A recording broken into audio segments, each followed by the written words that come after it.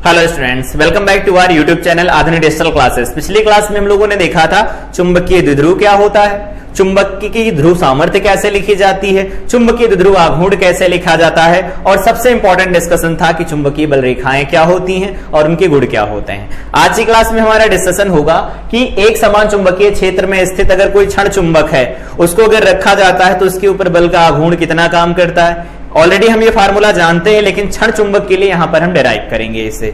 तो सबसे पहले मान लिया, अगर लिखना हो तो लिख सकते हैं, माना एक क्षण चुंबक ए बी जिसे एक समान चुंबकीय क्षेत्र बी में, एक समान चुंबकीय क्षेत्र बी में क्षेत्र की दिशा के साथ थीटा कोण पर रखा गया है।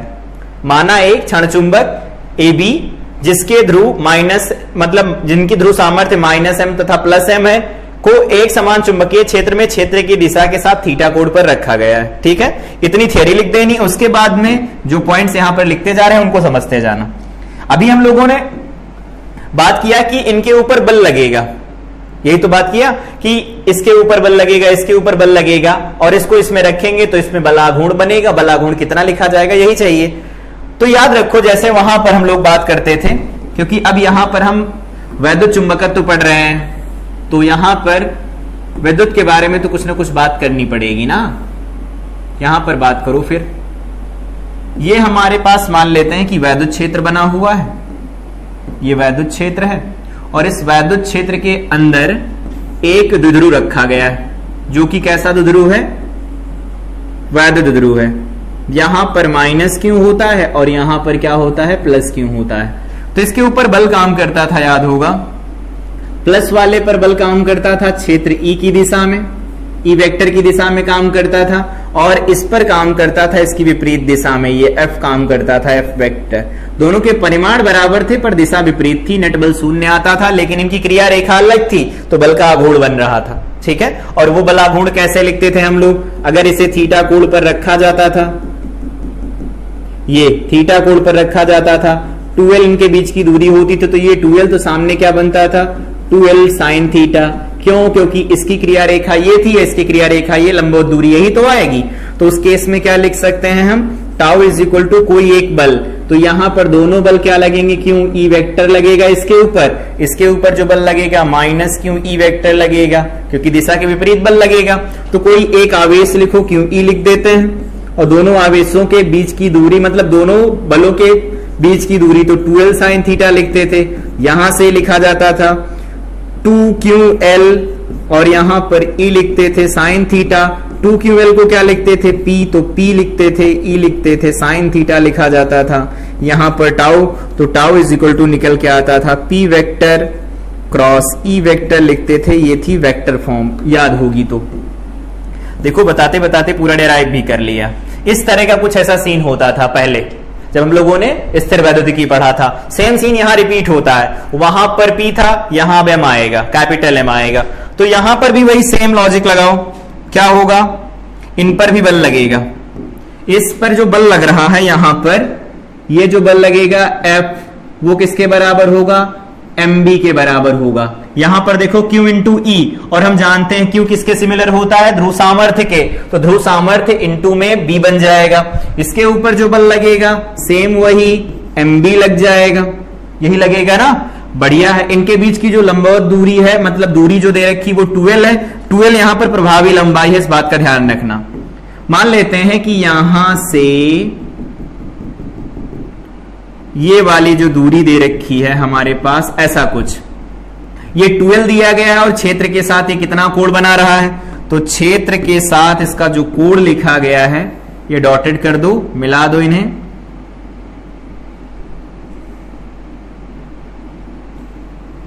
मिला दिया गया इनको।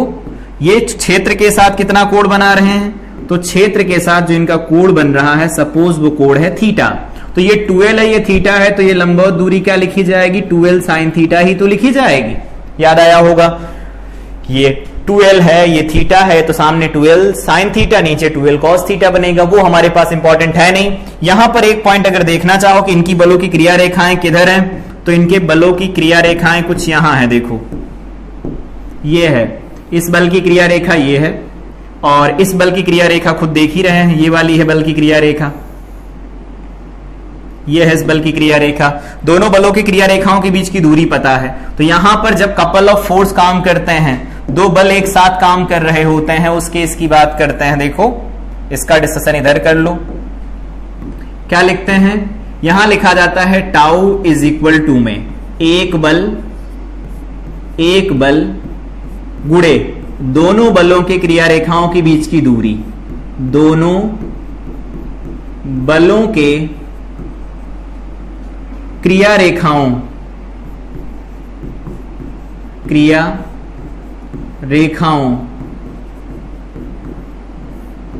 के बीच की लंबवत दूरी। ये फार्मूला हम लोगों ने बात किया था पार्ट 2 के अंदर, यहां पर भी वही फार्मूला लगेगा। तो लगा दो टाउ इज इक्वल टू में कोई एक बल, दोनों एमबी लग रहे हैं तो यहां पर एमबी लिख देंगे और दोनों बलों की क्रिया रेखाओं के बीच की दूरी 2l sin थीटा लिखी जाएगी। ठीक है, यहां पर टाउ इज इक्वल टू में 2m, यहां पर l और यहां पर लिख देते हैं b, ये बन जाएगा sin थीटा। ऐसा आएगा, याद होगा 2ml क्या लिखा जाता था, अगर पिछली क्लास देखी है तो वहां से देखो, ये लिखा जाता था 2ml को हम कैपिटल M लिखते थे, जिसे हम कहते हैं चुंबकीय द्विध्रुव आघूर्ण।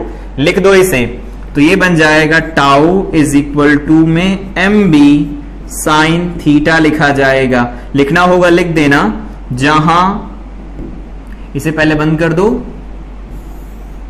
इसे बंद कर देते हैं, यहां लिखना होगा, लिख देना, जहां जो कैपिटल M है उसे लिखा है हम लोगों ने 2ml, और ये होता क्या है, ये होता है चुंबकीय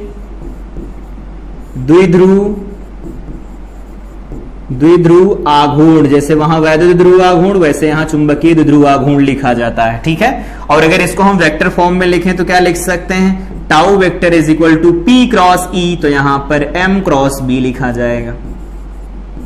प्रॉपर्टी सारी सेम आ रही ना, तो ये हमारे पास फार्मूले निकल के आ जाएंगे। तो दो फार्मूले निकल के आए, चाहे अदिश रूप में इस्तेमाल करो परिमाण निकालने के लिए, चाहे दिशा निकालने के लिए। दिशा निकालना जानते हैं, टाउ किधर आएगा, पहले की दिशा में हाथ करो, पहले की दिशा में हाथ करेंगे, देखो इधर से इधर की तरफ बनेगा। यहां पर मार्क करना चाहो तो मार्क कर दो, यहां पर जो बनेगा M वेक्टर वो इस दिशा में बनेगा। माइनस से प्लस की तरफ होता है तो माइनस का मतलब होता है यहां n, तो ये बन जाएगा हमारे पास, ये किसकी दिशा है, कैपिटल M वेक्टर की दिशा है, S से N की तरफ होती है। तो इस तरह से हम बलयुग्म का आघूर्ण निकाल सकते हैं।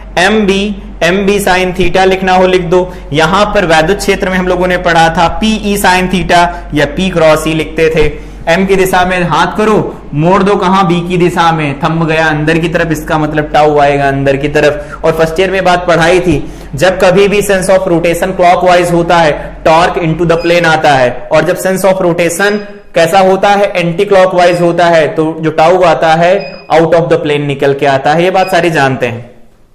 इस तरह से फार्मूला डिराइव किया जाता है, बोर्ड में पूछा जाएगा, 2-3 नंबर में आएगा, जो भी वो लिखना होगा लिख देना। थियरी इसके ऊपर जरूर लिख देना। माना एक दंड चुंबक AB जिसके ध्रुव N तथा S है और इनकी ध्रुव सामर्थ्य क्रमशः -M तथा +M है। इनके दोनों ध्रुवों के मध्य की दूरी 2l है। इस चुंबकीय दंड चुंबक को या इस क्षण चुंबक को एक समान चुंबकीय क्षेत्र में क्षेत्र की दिशा के साथ थीटा कोण पर रखा गया है। तब इसके ऊपर लगने वाला बलाघूर्ण एक बल गुणे दोनों बलों की क्रिया रेखाओं के बीच की दूरी टाउ बराबर MB into 2l sin theta. Solve कर देना, रिजल्ट निकल के आ जाएगा। ठीक है, इसका मात्रक तो जानते होंगे क्या होता है, इसका मात्रक लिखा जाता था एम्पियर मीटर स्क्वायर, ये इसका मात्रक है, ध्यान रखना। और सिर्फ M की बात करें तो सिर्फ M जो यहां पर लिखा जाता है ये होती है ध्रुव सामर्थ्य होती है ये, और ध्रुव सामर्थ्य को किससे लिखते थे, एम्पियर मीटर से लिखा जाता था, और एक और मीटर मल्टीप्लाई होता तो एम्पियर मीटर स्क्वायर बना लेता है। इसके आगे बात करते हैं बाह्य चुंबकीय क्षेत्र में किसी द्विध्रुव को घुमाने में किया गया कार्य, वहां पर वैद्युत द्विध्रुव में घुमाने में किया गया कार्य लिखते थे। देखो हर एक बात को पहले जो समझा है उसी से रिलेट करके समझते जाएंगे। इधर वैद्युत के बारे में बात करेंगे, इधर वैद्युत के बारे में बात करेंगे हम लोग, और उधर चुंबकीय के बारे में बात करेंगे। तो वहां पर हम लोगों ने देखा, अभी देखो टाउ क्या निकल के आया है, PE sin थीटा निकल के आया है। तो अगर यहां से हम छोटा सा dw लिखते हैं तो वो लिखा जाएगा टाउ डी थीटा। याद होगा बल गुणे विस्थापन, तो अगर ये घूम रहा होगा तो बलाघूर्ण गुणे कोणीय विस्थापन लिखेंगे। टाउ की वैल्यू क्या लिखी जा सकती, पी साइन थीटा, और ये डी थीटा लिखा जाएगा, यहां पर बनेगा dw। दोनों साइड इंटीग्रेट कर दो, dw 0 से लगा करके w तक, यहां पर बन जाएगा pe, तो बाहर चला गया, यहां पर बनेगा साइन थीटा डी थीटा, कहां से, थीटा 1 से लगा करके थीटा 2, तो ये बन जाएगा w माइनस 0 बराबर pe। इंटीग्रेशन करते जा रहे हैं, साइन का होता है माइनस कॉस, तो इसे लिखा जा सकता है उल्टा, लिमिट लगा दो, cos theta 1 minus cos theta 2 निकल के आता है। आई थिंक ये फार्मूला याद होगा, हम लोगों ने पढ़ा था इसे, ये फार्मूला निकल के आता है। ठीक है, ये फार्मूला निकल के आता है जब हम बात कर रहे होते हैं बेसिकली, जब हमारा डिस्कशन चल रहा होता है कि वैद्युत क्षेत्र में, वैद्युत ध्रुव के बारे में। चुंबकीय क्षेत्र में सेम वही, यहां पर जो टाउ निकल के आया वो कितना निकल के आया है, mb साइन थीटा निकल के आया है। ठीक है, तो I की वैल्यू mb साइन थीटा आई है। यदि चुंबक को चुंबकीय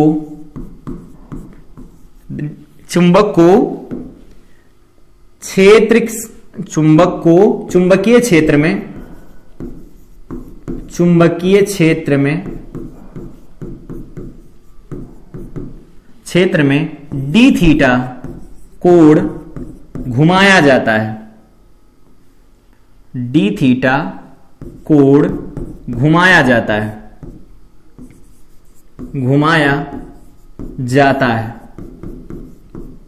डी थीटा कोण घुमाया जाता है। तो डी थीटा कोण घुमाएंगे तो किया गया कार्य डीडब्ल्यू होगा, टाउ डी थीटा लिखा जाएगा जैसे यहां लिखा है। इसको कॉपी करते चले जाओ, पेस्ट करते चले जाओ अगर पहले से आता, इसीलिए रिवीजन करवाते चल रहे हैं कैसे निकाला जाता है। यहां से देखो dw is equal to tau की वैल्यू mb साइन थीटा बन जाएगा, डी थीटा बनेगा, घुमाने में किया गया कार्य चाहिए, तो यहां पर 0 से लगा करके w जब नहीं घूम रहा था, 0 कार्य था, घूमेगा तो w होगा, mb तो बदलेगा नहीं, बाहर निकाल लो, यहां आ जाएगा साइन थीटा डी थीटा बनेगा, यहां पर थीटा 1 से लगा करके थीटा 2 तक घुमा दो इसे। ठीक है, बात करते हैं आगे। लिमिट लगाओगे तो क्या बनेगा, ये लिमिट लगाएंगे तो क्या बन जाएगा, ये ऐसा देखो, इधर यहां पर लिखेंगे w minus 0 is equal to, यहां पर लिख सकते हैं mb, यहां लिखा जाएगा साइन का होगा माइनस कॉस, तो लिखा जाएगा माइनस कॉस थीटा, लिमिट कहां से, थीटा 1 से लगा करके थीटा 2। तो जब माइनस होता तो हम लोअर लिमिट पहले पुट कर देते हैं माइनस को एडजस्ट करने के लिए, तो ये बन जाएगा mb cos theta 1 minus cos theta 2 बन जाएगा। ये हमारे पास रिजल्ट निकल के आएगा w का रिजल्ट निकल के आ जाएगा कुछ इस तरह से। ये हो गया किया गया कार्य। तो ये है चुंबकीय द्विध्रुव को एक समान वैद्युत क्षेत्र में घुमाने में किया गया, वो चुंबकीय क्षेत्र में घुमाने में किया गया कार्य, इस फार्मूले से लिखा जाएगा। अब बात आती है कि इसकी साम्यावस्था की स्थितियां क्या होती हैं। अभी बात करते हैं, यदि साम्यावस्था से इसे घुमाया जाता है तो उस केस में क्या होगा, अभी ना बात करो उसके बारे में, जब ऊर्जा पढ़ लेंगे तो बात करेंगे, लेकिन अभी के लिए इतना याद रखो कि बाह्य चुंबकीय क्षेत्र में चुंबकीय द्विध्रुव या किसी क्षण चुंबक को अगर घुमाया जाता है तो किया गया कार्य इतना लिखा जाता है, याद रहेगा। ठीक है, अब बात करते हैं स्थितिज ऊर्जा कैसे लिखी जाती है। तो यहां पर देखो, एक समान वैद्युत क्षेत्र के अंदर घूम रहा है क्षण चुंबक, घूमेगा तो कार्य हो रहा है, ये किया गया कार्य क्या होगा, वैद्युत स्थितिज ऊर्जा के रूप में संचित हो जाएगा, वही एक्सप्रेशन सेम निकल के आएगा। तो देखो क्या होगा, सबसे पहले हम लोगों ने अभी W का एक्सप्रेशन लिखा, वो क्या लिखा, वो लिखा है mb, यहां पर लिखा है cos theta 1 minus cos theta 2 लिखा गया है। ये हमारे पास एक्सप्रेशन बना है किसका, टाउ का, ये एक्सप्रेशन है टाउ का, बल आघूर्ण का है। ठीक है, ये हमारे पास निकल के आया था रिजल्ट, ये ऐसा रिजल्ट है। अब अगर हम बात करते हैं चुंबकीय द्विध्रुव, चुंबकीय द्विध्रुव द्विध्रुव द्विध्रुव चुंबकीय द्विध्रुव को घुमाने में किया गया कार्य, किया गया कार्य ही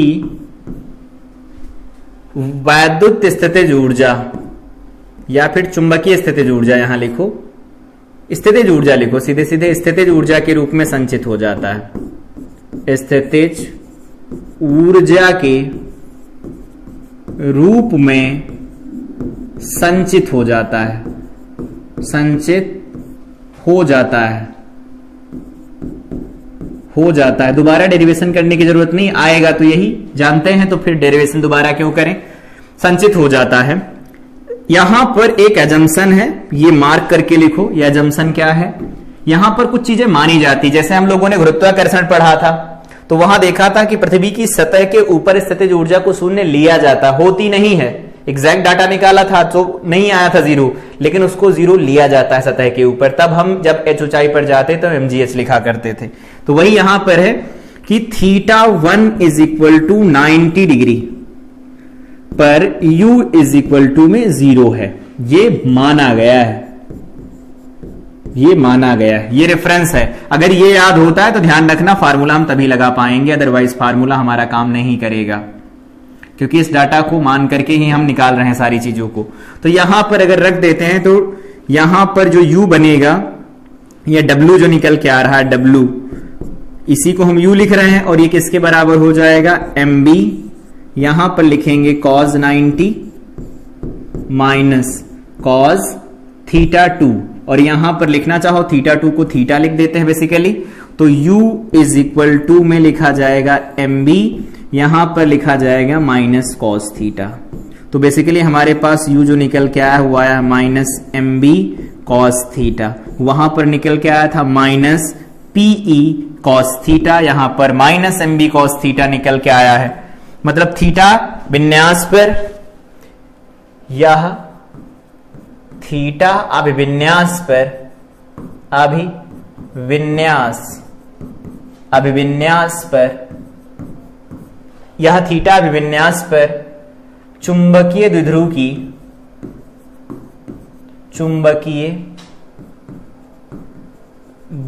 की स्थितिज ऊर्जा है, स्थितिज ऊर्जा है, ये स्थितिज ऊर्जा है, ध्यान रखना। ठीक है, इसको अगर ठीक से और लिखना चाहो तो लिख सकते हैं u इज इक्वल टू में माइनस, इसे ऐसे भी लिखा जा सकता है m vector dot b vector, cos को खत्म कर दो यहां से, ये भी रिजल्ट हमारे पास निकल के आ सकता है।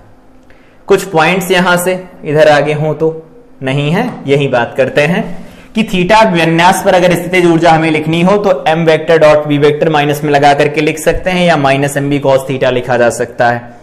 स्थितियां अगर बात करें, जो वहां पर बात नहीं किया है अभी, पहला होता है स्थायी साम्यावस्था, स्थायी साम्यावस्था, ठीक है, और एक होती है अस्थायी साम्यावस्था, अस्थायी साम्यावस्था।